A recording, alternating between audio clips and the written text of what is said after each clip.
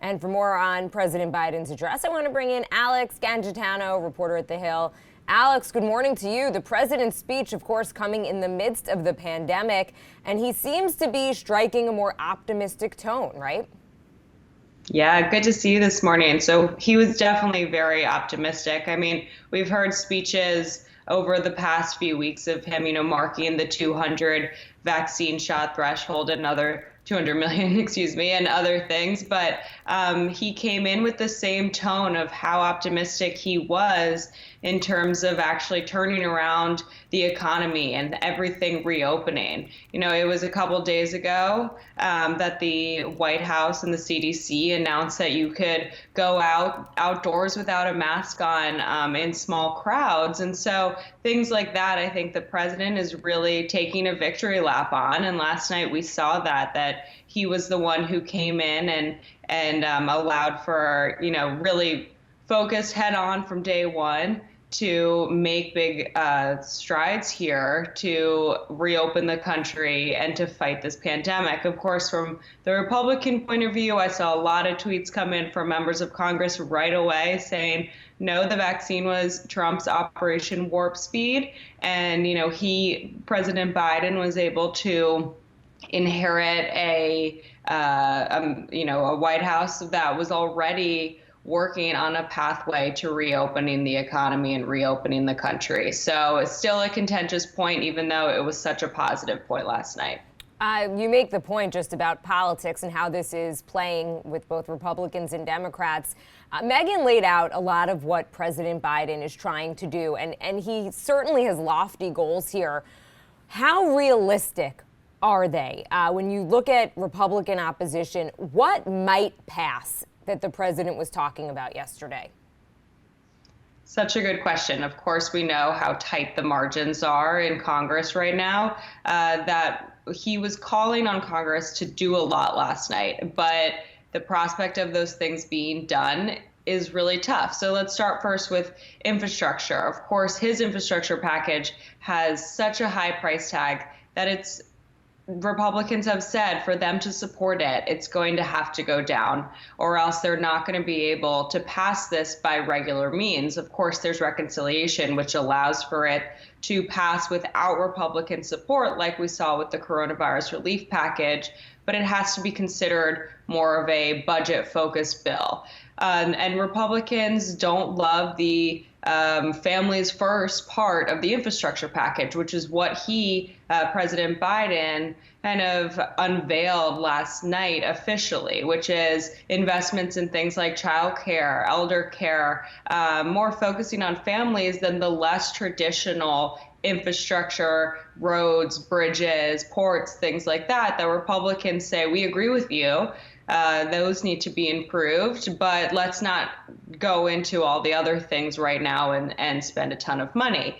On top of that, President Biden called for a lot of progressive priorities to pass Congress, which are things that face a huge uphill battle. And we don't even know if there's one, let alone 10 Republican senators, let alone all Democratic senators who would support these things. And that's things like a police reform bill and the Equality Act, which is the LGBTQ Rights Act, and then gun control measures that have passed the House. Those are things that Democrats do not have a ton of support on here in terms of being able to make it over the threshold to have enough votes in the Senate.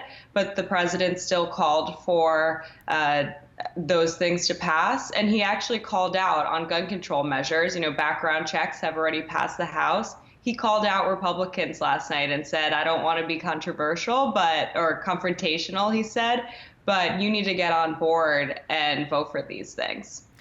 So Senator Tim Scott gave the rebuttal for the Republicans. It felt like a lot of what he was saying was, okay, we agree with a lot of what Joe Biden wants to do, but he's not bringing us into the conversation. What did you think about Tim Scott's response, and how is it being received?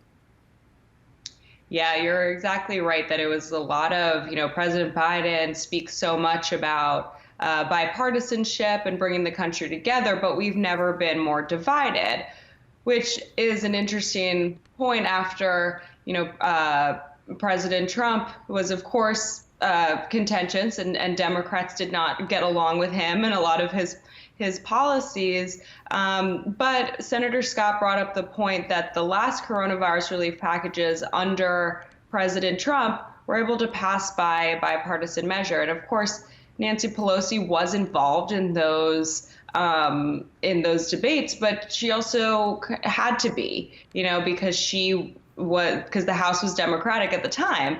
Now that President Biden has both chambers, it is an interesting kind of balance of saying we want to work with Republicans, but we don't fully need them if we can pass things by certain measures and loopholes. And I have Democrats running the Senate and the House. So I think Tim Scott was speaking to that point of, we want to come to the table, as you said, but Democrats are kind of acting like they don't need us. And of course, he was bringing up a lot of the points that I mentioned earlier that, this was actually President Trump who was able to get things moving after the pandemic, or start to get things moving when things were looking better and turning around. And it took all of us working together, not just President Biden. And Alex, we're pretty much out of time. Just wanted to get your really quick reaction to seeing two women behind the dais there yesterday.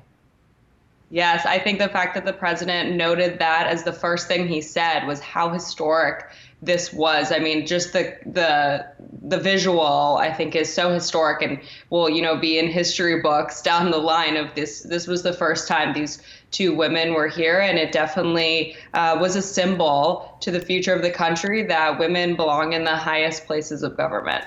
I will tell you, I am like a non-emotional person, and I actually got choked up seeing it, I have to admit. The Hill's Alex Gangitano, really great to have you on this morning. Appreciate it.